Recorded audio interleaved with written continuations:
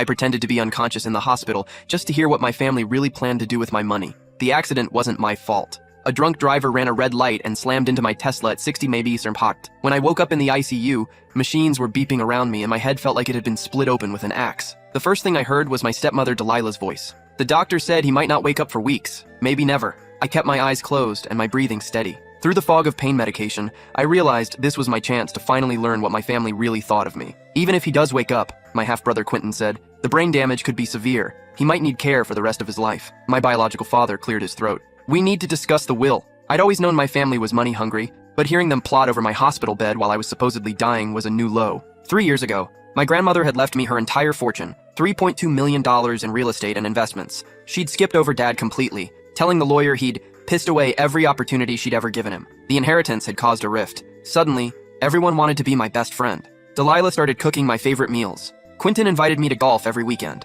Dad began calling just to chat, something he'd never done in my 28 years of life. I should have seen through their sudden affection. The power of attorney documents are in his desk, Delilah said. I saw them when I was looking for his insurance papers. You went through his private files? Dad asked. Someone had to handle things while he's unconscious, she snapped. The bills don't stop coming just because he's in a coma. I wasn't in a coma. The doctors had told me I'd suffered a severe concussion and some internal bleeding, but my brain function was normal. I'd been conscious for 2 days, but the morphine made me groggy and I'd been drifting in and out of sleep. That's when I'd overheard them making plans. If he dies, everything goes to us as his only family, Quentin said. And if he lives but can't function? Dad asked. Then we become his legal guardians and manage his money, Delilah explained. Either way, we finally get what should have been ours from the beginning. My blood ran cold. They weren't hoping for my recovery. They were hoping for my death, or at least my permanent disability. What about the girlfriend? Quentin asked. Fiona's been here every day. She's not family, Delilah said dismissively. She has no legal claim to anything. Fiona. Sweet, caring Fiona who'd been by my bedside reading to me, holding my hand, crying when she thought no one was looking.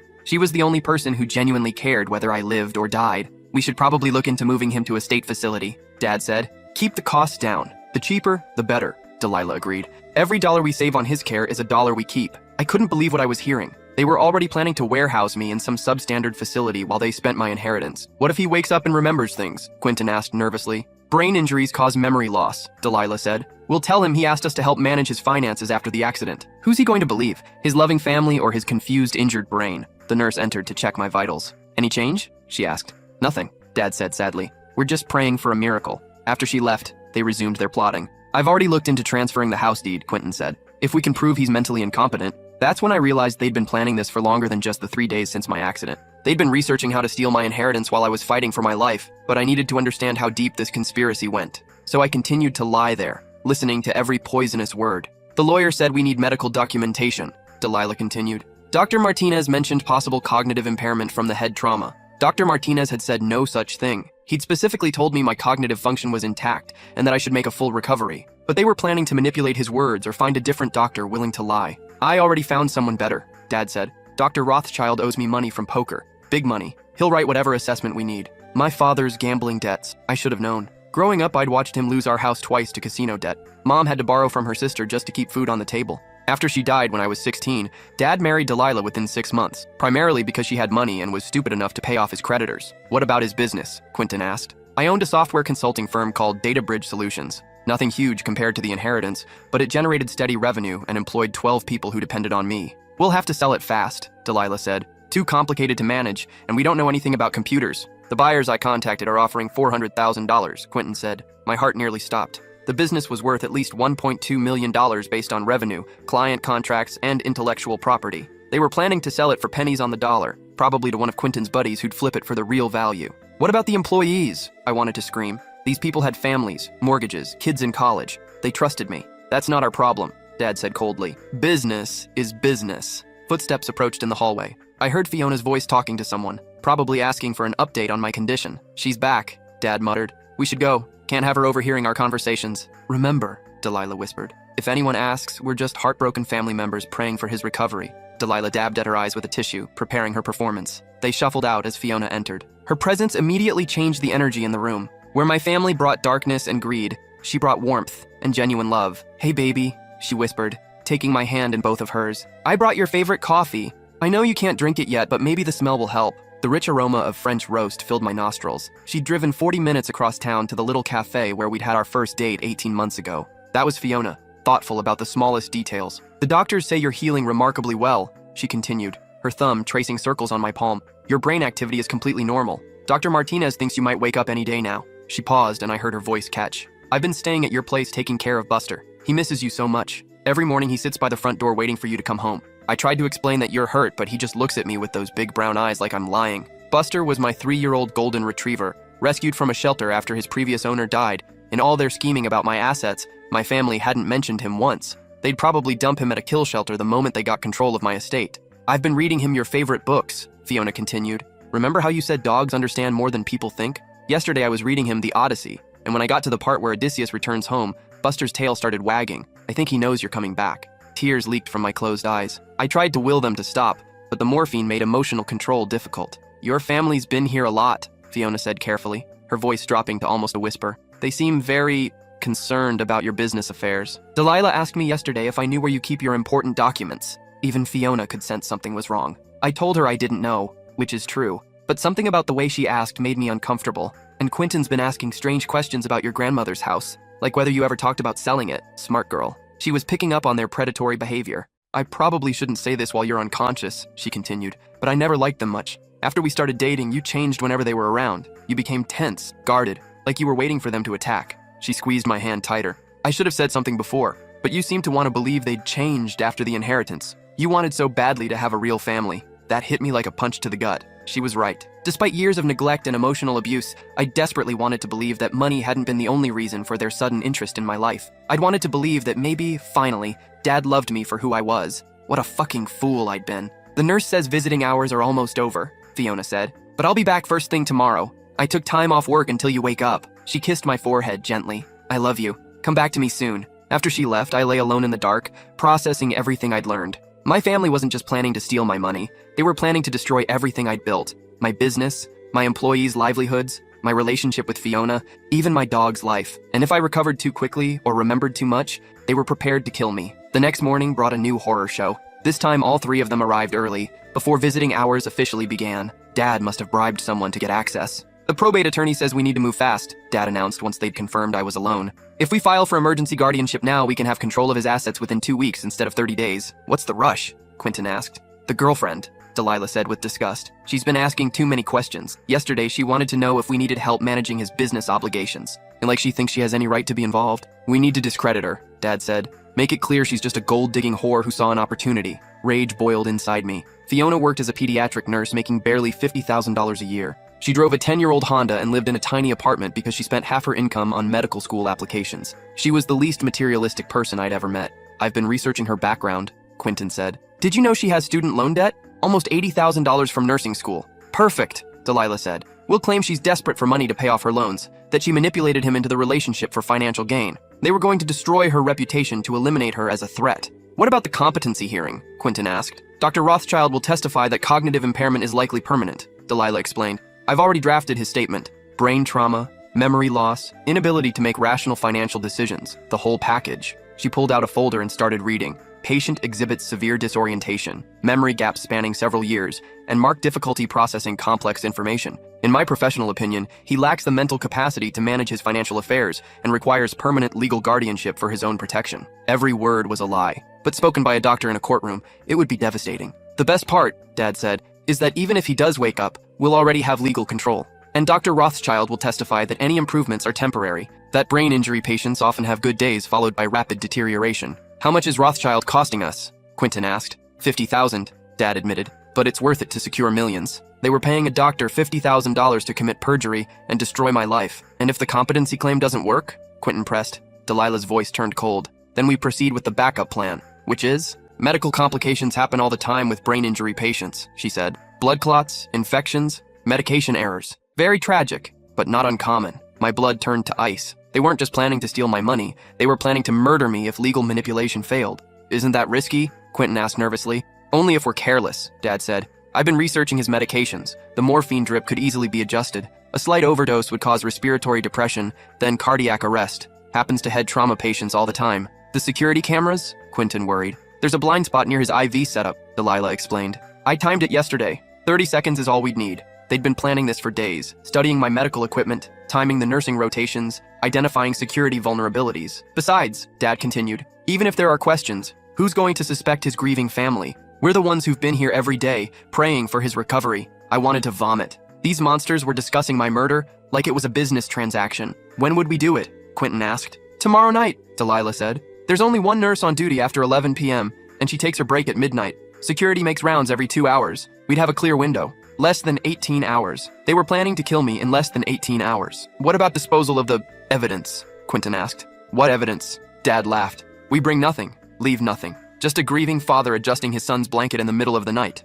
If anyone asks, we couldn't sleep and came to pray over him. The casual way they discussed ending my life was the most chilling thing I'd ever heard. And afterward, Quentin pressed. We let grief run its course, Delilah said. Plan a beautiful funeral. Invite all his business contacts and clients. Show them how devastated we are by our loss. The will reading can happen within a week, Dad added. Then we start liquidating assets immediately. The house first, then the business, then the investment portfolio. They turned my murder into a financial timeline. I'll handle selling his personal effects, Quentin said. Electronics, car, jewelry. Might as well get something for them. Don't forget the dog, Delilah added. Pure breed golden retriever should be worth a few $100s. They were planning to sell Buster like a piece of furniture. A nurse entered to check my vitals, interrupting their planning session. Good morning, she said cheerfully. Any changes overnight? Still the same, Dad said sadly. We're just hoping for a miracle. Brain injuries can be unpredictable, the nurse said kindly. Sometimes patients wake up suddenly when we least expect it. We're prepared for any outcome, Delilah said with false bravery. We just want what's best for him.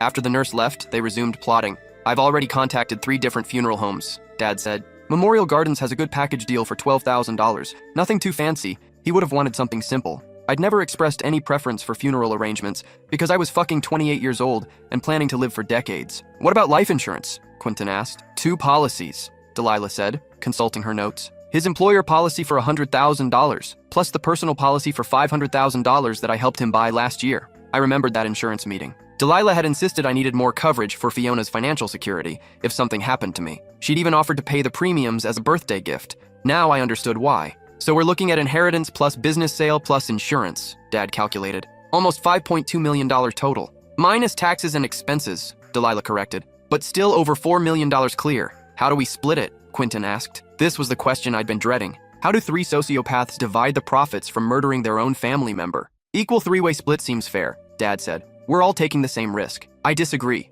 Delilah said sharply. I've done most of the planning and research. Plus, I'm the one taking the biggest legal risk with the guardianship filing. But I'm his biological father, Dad countered. I have the strongest legal claim. And I'm the one who found Dr. Rothschild, Quentin added. Plus, I've lined up the business buyers. Even in conspiracy, they couldn't cooperate. Greed was already turning them against each other. We'll figure out the details later, Dad said impatiently. Right now, we need to focus on tomorrow night. They spent another 30 minutes reviewing their murder plan, discussing every detail from the timing of the medication overdose to their alibis afterward. By the time they left, I felt physically sick from listening to them. But I also felt something else. Cold, calculating rage. They thought they were so clever, planning my death while I lay helpless. They had no idea I was recording every word in my memory, building a case that would destroy them all. That afternoon, Fiona returned with a book of poetry, something she'd been reading to me for days. As she settled into the chair beside my bed, I made a decision that could either save my life or end it. I was going to wake up, but first, I needed to set a trap. When Fiona finished reading and left for her dinner break, I used the call button to summon my nurse, Miranda,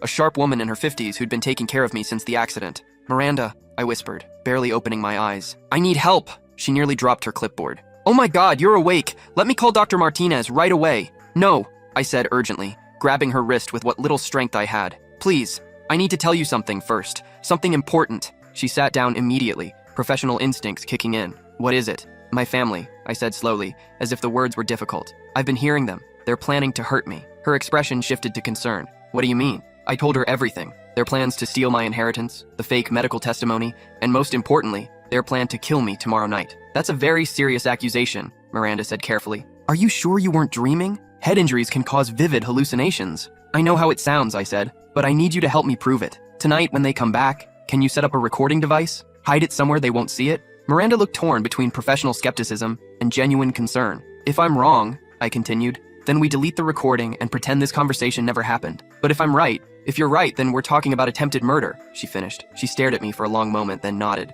I'll figure something out, she said. But we're also calling security to watch your room tonight. No, I said quickly. That'll scare them off. I need them to try so we can catch them in the act. Absolutely not. I'm not using you as bait. It's the only way to stop them, I insisted. If we just accuse them without proof, they'll claim I'm having delusions from the head injury. They've already bought a doctor to testify that I'm mentally incompetent. Miranda's professional mask slipped, revealing genuine anger. They bought a doctor? $50,000, I said. Dr. Rothschild, he owes my father gambling money. That decided it for her. All right, she said grimly. But we're doing this my way. I'll set up the recording, but security will be stationed just outside your room. If anything goes wrong, they'll be inside in seconds. And Dr. Martinez? I asked. We'll brief him after we have evidence, she said. Right now, the fewer people who know you're awake, the better. That evening, Miranda smuggled in a tiny digital recorder, positioning it behind my IV stand where it couldn't be seen, but would pick up any conversation near my bed. She also arranged for additional security, though they were stationed in a way that wouldn't be immediately visible to visitors. Then we waited. At 11:47 p.m., I heard footsteps in the hallway. My heart started racing,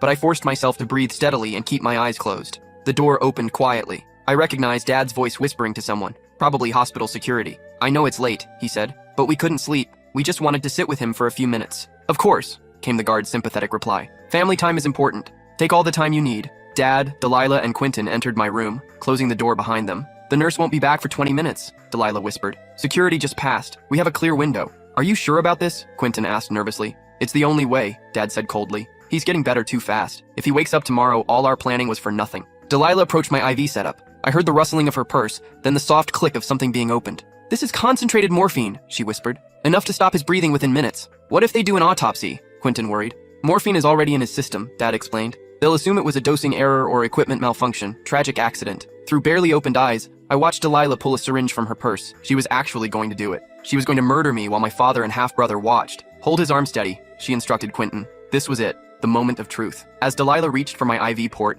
I grabbed her wrist with both hands. What are you doing, stepmother? All three of them screamed. Delilah dropped the syringe, and Quentin stumbled backward into the heart monitor. Alarms started blaring as the monitor crashed to the floor. Within seconds, Miranda burst through the door, followed by 2 security guards and Dr. Martinez. She was trying to inject something into my IV, I said, sitting up fully and pointing at the syringe on the floor. Delilah's face had gone completely white. This is a misunderstanding, she stammered. I was just adjusting his blanket. With a syringe full of morphine? Dr. Martinez asked, having quickly examined the device. Dad tried to take control. My son is clearly delusional from his injuries. He doesn't know what he's saying. Actually, Miranda said, holding up the digital recorder, we have everything on tape, including your conversation from yesterday about buying false medical testimony. The security guards moved to block the exits as Dad's face transformed from fake concern to pure panic. This is entrapment, he said desperately. You can't record patients' families without consent. We can when they're planning murder, Dr. Martinez said grimly, nodding to the guards. As they placed my family in handcuffs, Quentin broke down completely. It was their idea,